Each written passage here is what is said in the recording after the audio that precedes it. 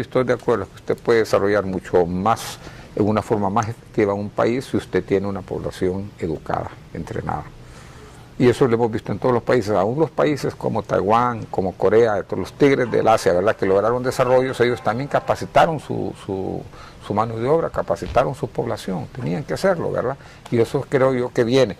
Ahora la pregunta es si tiene que venir antes o después. Ahí es donde está el tema y ahí es donde está la discusión y van a haber diferentes criterios. Bueno, tenemos que hacer una pausa comercial y cuando regresemos vamos a continuar hablando con el doctor Moisés Starman sobre qué podemos aprender de Israel para salir de esta pobreza, de estas Honduras, que nadie la aguanta, con tanto crimen, con tanta desempleo, con tantos problemas.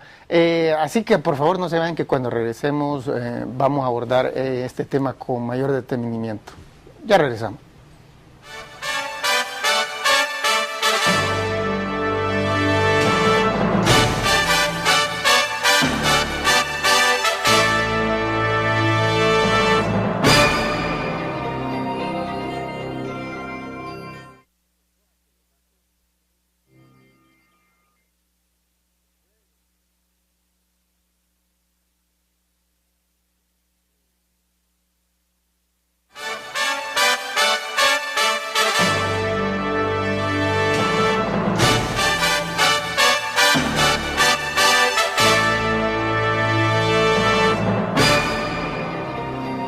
Bueno, estamos de regreso hablando con el doctor Moisés Starman sobre Israel, lo que puede darnos de ideas positivas para sacar a Honduras de la pobreza y el subdesarrollo. Entonces, estamos ahí debatiendo sobre educación. Queríamos mostrar unas imágenes sobre Israel para que tengamos una idea más aproximada de lo que es este pequeño país de apenas 22.000 kilómetros cuadrados. Acuérdense que Honduras tiene 112.000 kilómetros cuadrados. Es como más de 5 veces más alto. Es un país sumamente árido, es un país, está en una de las zonas más... Esa es Masada. Sí, de las zonas más desérticas del mundo. Israel no es tan completamente desierto como, por ejemplo, en la península arábica, pero no es ni remotamente algo tan floreciente y verdoso como Honduras. Es un país árido y montañoso, no se presta para la agricultura, pero es famoso por sus técnicas avanzadas de agricultura. Entonces eso nos dice nuevamente que cuando se usa la cabeza se le encuentra cualquier cosa, aun si se tienen las peores condiciones, aun si se tienen las peores, ese creo que es Tel Aviv, aun si se tienen los peores recursos naturales, o si casi no se tienen porque el territorio es diminuto, aún se encuentra. Oficialmente la capital es Jerusalén, pero casi nadie la reconoce a nivel mundial como tal. ¿Y usted dónde tenía la embajada? ¿En Tel Aviv o en Jerusalén? La embajada estaba ubicada físicamente en Tel Aviv, pero la presentación de las cartas credenciales son en Jerusalén. Ya. Pues Tel Aviv... Si no se va a Jerusalén a presentar las credenciales, no hay embajador. Aún el de Egipto presenta sus cartas credenciales en Jerusalén. Ya, eso no lo sabía. Ahí está lo que es Beit Anasí, que significa la casa presidencial. Y ahí es donde todo embajador tiene que presentar las credenciales al presidente del Estado en su residencia oficial. Entonces tiene como 3 capitales, la oficial política, que bueno, no la reconoce, tiene la capital financiera, que es Tel Aviv, y la capital industrial, que es Haifa. No, también, bueno, Tel Aviv es Tel Aviv cubre, Tel Aviv ya se ha juntado, es más o menos como San Pedro Sula, con 2, 3 ciudades, 4 ciudades alrededor, que ya se vuelve una sola metrópoli, un área metropolitana. Sí, ese es el país, ¿verdad? Esa es la cosa.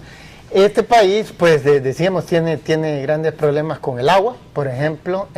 Todos los países del Medio Oriente tienen enormes problemas, pero ellos la encuentran y la gente no se tiene que estar bañando como gatos lamiendo aquí en Honduras, porque nunca hay agua, pese que llueva, cantaron al punto de que la gente se ahoga por miles.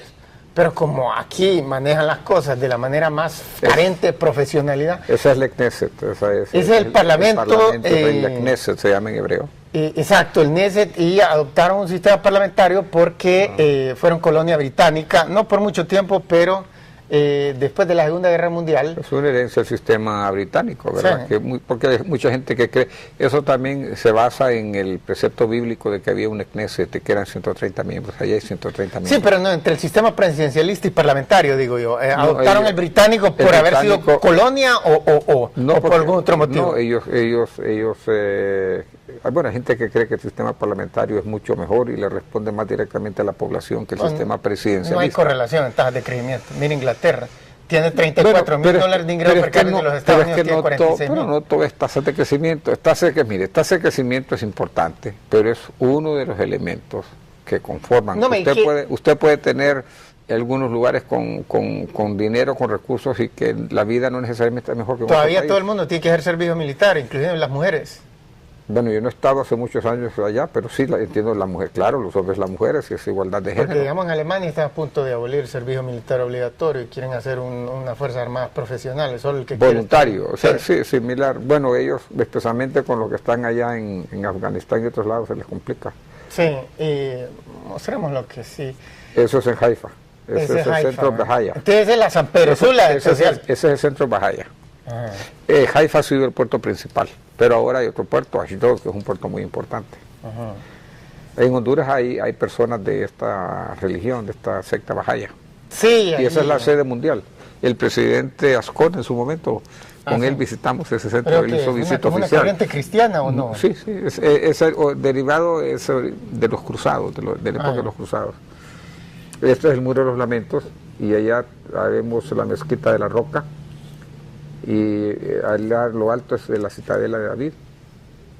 La Dorada es la mezquita. La Mezquita de la Roca. Hacia la derecha, que no se ve, hay otra que es la Aqsa, que es la tercer lugar más importante de los musulmanes. Esta es la cuarta, la que se ve dorado arriba. Y esa zona de arriba, donde está la mezquita, es donde la religión nos dice, la Biblia, estaba el templo de Dios. Y ese es el lugar más peleado en el mundo. Y ahí se llora, ¿verdad? Y ese es el Muro de los Lamentos. Sí, vi que mucha gente dice que Israel, bueno, que ha abusado de su situación. Ese es el muro exterior de lo que era el templo de Dios, del que habla la Biblia, que habla la Biblia, que llegó Jesús a sacar los mercaderes. Ese es abajo, ahí es el muro exterior. Sí, ese es muy visitado por los turistas, el Muro de los Lamentos. Y todo, porque todo eso es parte de lo que es el centro, uno de los principales de tres religiones. De los hondureños que han ido allá me cuentan que esa es una de las primeras cosas. Su hermano estuvo allá. Sí, yo estuve con él ahí. Él no fue de los que me contó que lloraron, pero mucha gente me ha dicho que empezaron a llorar sin ninguna explicación. Sí, hay gente que se emociona muchísimo al llegar ahí, al llegar especialmente a donde está la tumba, donde estaba la cueva, donde se dice que se sepultó a Jesucristo, ¿verdad? Entonces hay gente que se emociona muchísimo. Pero mire, bueno, hay que recordar que la situación actual de Jerusalén, que está bajo control israelita, es cuando en 1947 los ingleses se retiraron y Naciones Unidas propuso una división de un Estado palestino, Israel, y con Jerusalén siendo administrado por Naciones Unidas. Y los israelitas lo aceptaron la propuesta, pero los árabes no. Y cuando Israel declaró su independencia a los meses siguientes, ya en el 48, el 14 de mayo, 5 ejércitos de 5 países... Quedó dividida Jerusalén, ¿verdad? Atacaron, sí, pero después la agarró en el 67. Claro, Israel quedó dividida, entonces todos estos lugares sagrados para los cristianos, para los judíos y para los musulmanes, quedaron en manos de los jordanos. Los lugares sagrados. Hasta el 67. Hasta el 67, que vino la guerra de los 6 días, y entonces Israel ocupó toda la margen occidental del río Jordán, que incluye la ciudad de Jerusalén. Tenemos que hacer una pausa comercial y cuando regresamos vamos a abordar con más detenimiento estos temas. Desviamos un poco el término, el aspecto económico, pero es necesario tener una visión más de conjunto de un país. Así que no se vayan, que ya regresamos en unos cortos minutos.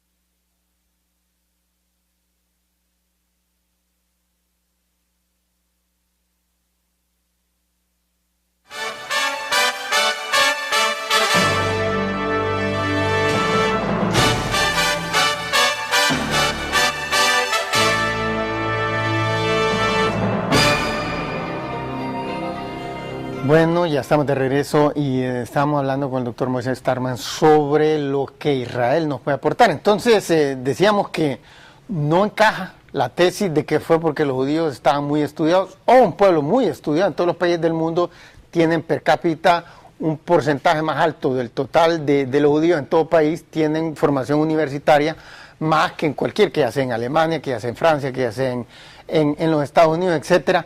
Vemos el fenómeno, no hay duda que es un pueblo muy abocado al estudio, a la ciencia, pero los datos no encajan con las tasas de crecimiento. Y dice el doctor que las tasas de crecimiento no dicen todo, pero el punto es que el siguiente: el nivel de desarrollo total de un país, que lo medimos por ingreso per cápita medio al poder adquisitivo, depende de la acumulación de esa tasa de crecimiento en el curso de la historia de ese país.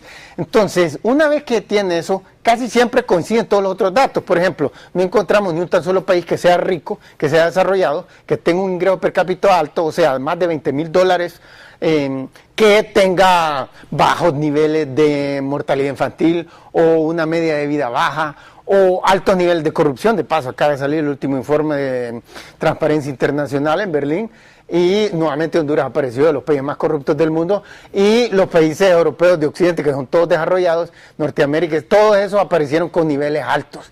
Entonces miramos, ¿cuáles son los países más corruptos del mundo? Los países del África subsahariana, que son los que tienen el ingreso per cápita más bajo del mundo. Ellos también tienen los niveles de mortalidad infantil, la media de vida más baja, los niveles de escolaridad más baja. Correlaciona, no en precisión, ahí sí tiene razón el doctor Starman, pero de una manera general correlacionan bastante fuerte. Queremos... No, mire, sí, pero es que en eso quizás tenemos diferentes criterios.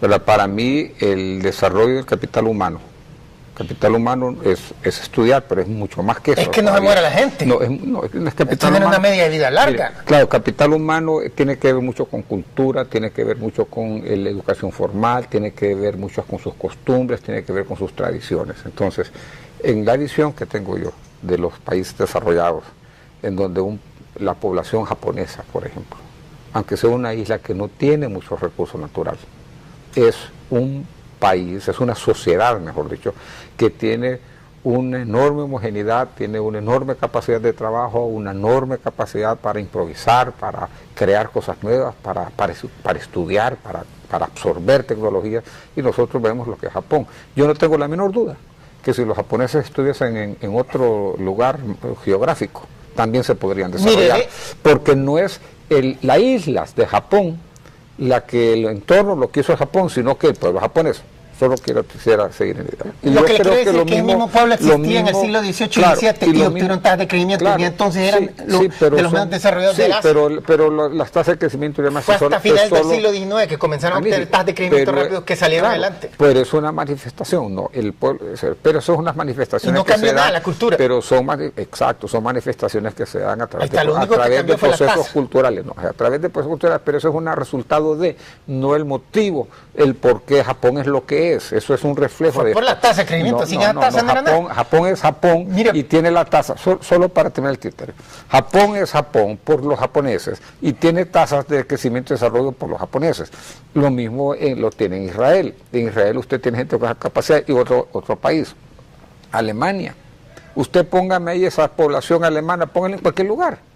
Y usted va a ver que es un pueblo que va a trabajar, que tiene una forma de ver la vida, que tiene una concepción de lo que es la vida. Sí, pero lo que me está diciendo no está invalidando lo que estoy diciendo. Claro, la diferencia que tenemos es que usted ve el tema del crecimiento de las tasas como la cosa fundamental, mientras que yo lo veo más en el concepto que es la cultura. Mire, si la mantenerse cultura con es lo vida, es lo que hace la diferencia entre los pueblos. Si mantenerse con vida no es fundamental para una sociedad, yo no sé qué diablos es, porque la media de vida correlaciona con niveles de desarrollo económico. Pero eso es casuístico y por resultado, no porque eso es a lo que se debe. Obviamente que usted tiene que tener un mínimo de recursos para poder tener una atención. No, uno no necesita recursos. ¿Verdad? El caso de Hong Kong y Singapur lo muestra, pero lo que sí necesita tener rápido crecimiento económico. Mire, por ejemplo, Alemania hasta el siglo XVIII estaba mucho más atrasada que Inglaterra, Holanda, Bélgica, Francia, y todo eso lo miraban de menos y lo miraban como tontos. Japón hasta mediados del siglo XIX estaba mucho más rezagado tecnológica, económicamente que China. ¿Por qué? Porque a través de la historia había tenido, todo el mundo tenía tasas de crecimiento lento, pero como quiera que sea, eran un poco menos lentas que las... Ahora la pregunta es si tiene que venir antes o después. Ahí es donde Ahí está el está, tema el huevo o la gallina. y ahí es donde está la discusión y van a haber diferentes criterios. Bueno, tenemos que hacer una pausa comercial y cuando regresemos vamos a continuar hablando con el doctor Moisés Starkman sobre qué podemos aprender de Israel para salir de esta pobreza, de estas Honduras, que nadie la aguanta.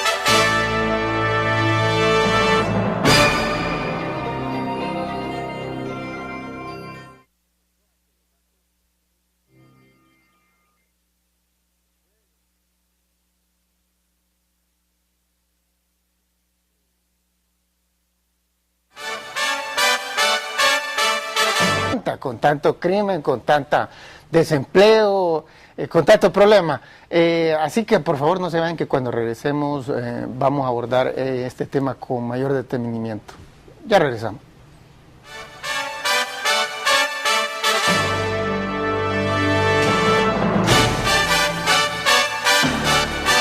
Estoy de acuerdo que usted puede desarrollar mucho más, en una forma más efectiva un país si usted tiene una población educada, entrenada.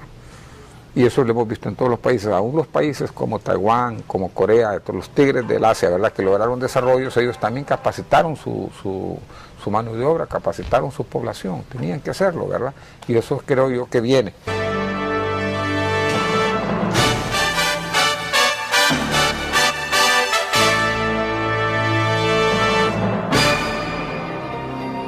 Bueno, estamos de regreso hablando con el doctor Moisés Starkman sobre Israel, lo que puede darnos de ideas positivas para sacar Honduras